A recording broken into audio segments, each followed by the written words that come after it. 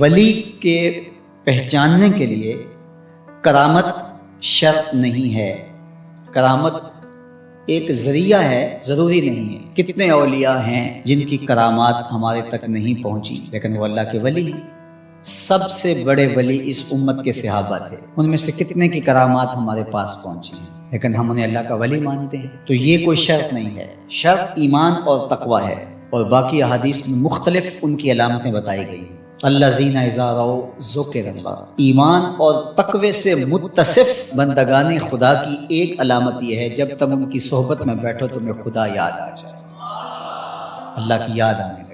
تو کرامت معیار ولایت نہیں ہے اور شرط ولایت بھی نہیں ہے۔ تھوک کے حساب سے مارکیٹ میں بہت سارے لوگوں کی جعلی کرامات موجود ہیں، تو اولیاء کے لیے ہم عقیدت اور محبت کے جذبات رکھتے ہیں تو پھر مارکیٹ میں 2 نمبر بھی اس کا آئے گا۔ اور ہمیں پتہ ہے غذائی اجناس سے لے کر کے ادویات تک اور دیگر ضروریات زندگی تک کہ اصل کیا ہے اور نقل کیا ہے، تو ہمیں اس میں بھی غور و فکر کرنا چاہیے کہ اصل کیا ہے اور نقل کیا ہے، نہ یہ کہ ہم چند بدطینت لوگوں کی وجہ سے حقیقت کا انکار کریں۔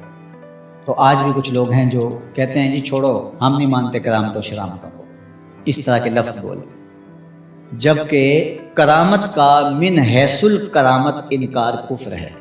اگر کوئی کہے میں کرامت کو ہی نہیں مانتا تو یہ کفر ہے۔ وہ کرامتیں جن کا بیان قرآن مجید میں موجود ہے، جس طرح آصف بن برخیہ کا تخت بلقیس لانا، حضرت مریم سلام اللہ علیہا کے حجرے میں بے موسم پھلوں کا آنا، اصحاب کہف کا 300 سے زائد سال کا عرصہ سوئے رہنا کھائے پیے بغیر، اور رب ان کی کروٹیں بھی بدلتا رہا، یہ قرآن میں مذکور ہے۔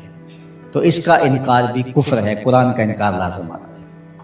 اگر کسی کرامت کا بیان حدیث متواتر میں ہو تو اس کا انکار بھی کفر ہے، لیکن ایسی کوئی کرامت نہیں جس کا ذکر حدیث متواتر میں ہو۔ البتہ احادیث مشہورہ اور احادیث احاد میں کرامات کا بیان موجود ہے، تو ان کا انکار بھی گمراہی ہے۔ جس طرح وہ 3 لوگ جو غار میں پھنس گئے تھے، انہوں نے پھر دعائیں کی اور پتھر ہٹا۔ جریج کا واقعہ موجود ہے، صحابہ کی کرامات موجود ہیں، حضرت عمر کے رکے سے دریائے نیل کا چلنا، اس طرح جو مسلمہ بزرگ ہیں ان کی کرامات کا انکار کرنا محرومی ہے۔ لیکن یہ بات بھی ذہن میں رکھے کہ کرامت اللہ کی طرف سے بندے کو دی جانے والی ایک عزت ہے، لیکن ولی کی زندگی کا مقصود رضائے الہی کی طلب ہے، کرامتوں کی طلب نہیں۔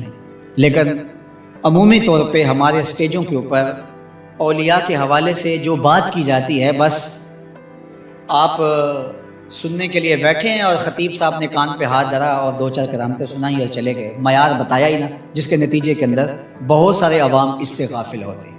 میں اللہ کا شکر ادا کرتا ہوں کہ ہم نے ہمیشہ اس بات کا التزام کیا ہے کہ لوگوں کے سامنے پوری تصویر رکھیں، کیونکہ مجھے اس بات کا احساس ہے کہ آپ لوگ کتنی محنت کر کے کہاں کہاں سے چل کے آتے ہیں، پورے پاکستان میں بلکہ پوری دنیا میں ہم جہاں گئے ہیں، ہمارے سامنے جو لوگ آ کے بیٹھتے ہیں زیادہ تر طبقہ باشعور لوگوں کا ہوتا ہے، تو پھر ہماری ذمہ داریاں اور زیادہ بڑھ جاتی ہیں کہ ہم جو ہے وہ ان کے سامنے وہ بات کریں جو بات کرنی چاہیے۔ اس منبر سے آپ کو وہ چیز نہیں ملے گی جو عوام کی ڈیمانڈ ہوگی، وہ چیز ملے گی جو عوام کی حقیقی ضرورت ہوگی۔ اس پر میں بھی اللہ کا شکر ادا کرتا ہوں، اس پر آپ کو بھی اللہ کا شکر ادا کرنا چاہیے، اور نہ یہ کہ کچھ 2 نمبر لوگوں کے رد عمل میں ہم حقیقت کا انکار کر دیں، جس طرح معتزلہ کر رہے ہیں، اور ایک طبقہ وہ ہے جو رتب و یابس کو قبول کر رہا ہے، اور آپ نے ایسے شخص، ایسے لوگ کہ جو اچھے انسان بھی نہیں ہیں، لوگوں کو دیکھا ہے کہ ان کو ولی مان رہے ہیں اور ان سے اپنی حاجتیں طلب کر رہے ہیں، ان کو ہادی مان رہے ہیں، مرشد مان رہے ہیں۔ وہ شخص جو خود آشنا بھی نہیں ہے، وہ تمہیں منزل آشنا کیسے کرے گا؟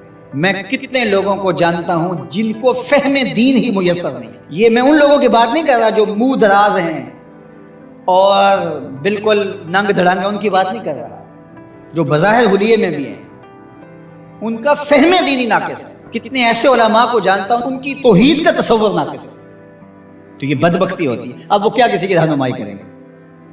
جو خود ڈوب رہا ہے وہ کسی کا ہاتھ کیسے پکڑے گا؟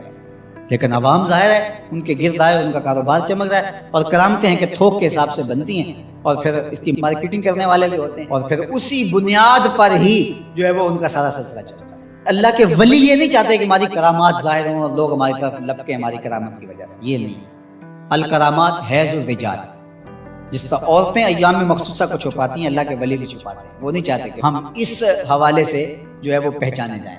باقی دور موجود کے اندر کسی صالح متقی شخص کی کوئی ایسی بات سامنے آئے تو شریعت کے میزان پہ پرکھا جائے، اگر وہ شریعت سے متصادم نہیں ہے تو مان لینے میں کوئی حرج نہیں ہے، لیکن اگر کسی کی سمجھ میں نہیں بھی آتا تو فرق نہیں پڑتا، لیکن کسی ولی سے کوئی دشمنی نہ رکھے۔ جو کسی ولی سے دشمنی رکھے تو اللہ فرماتا ہے اس کا میرے ساتھ اعلان جنگ ہے، تو وہ پھر شخص محروم کر دیا جاتا ہے۔